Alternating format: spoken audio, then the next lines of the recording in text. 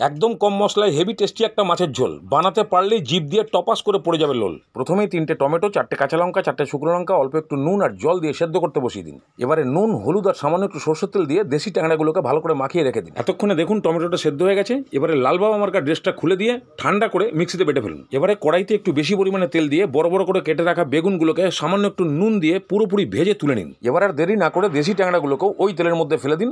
ভালো করে একটু নাড়িয়ে চাড়িয়ে কড়া করে ভেজে তারপরে তুলে নিন। এবারে আসল খেলা চালু। সামান্য সামান্য গোটা জিরে আর কালো জিরে তেলে ফেলে দিয়ে হালকা ভেজে নিন। আচ্ছা, জিরে আর কালো জিরে ভাজার সেন্ট কি নাকে ঢুকছে তাহলে টমেটো পেস্ট দিয়ে দিন। সামান্য একটু হলুদ দিন আর নুন দিন। ভালো করে এটাকে কষতে থাকুন। যখন দেখবেন টমেটোর পেস্ট হালকা শুকিয়ে এসছে আর তেল ছাড়তে শুরু করেছে, তখন প্রয়োজন মতো গরম জল ঢেলে ঝোল বাড়িয়ে ভালো করে ফুটিয়ে দিন। এবারে ভাজা মাছগুলোকে দিয়ে 5 মিনিট ভালো করে ফোটান। তারপরে ভাজা বেগুন আর ধনেপাতা দিয়ে ঢাকনা দিয়ে 2 মিনিট ফোটান। তাহলেই পেয়ে যাবেন এরকম একটা ডিশ যেটা খুব টেস্টি এবং সহজ পাচ্ছ। এবারে ভাত পাতে দাদাকে দিয়ে দেখুন, আপনাকে বলতেই হবে, মনে হয় আজকে তুমি একটু বেশি ভাত খাচ্ছ।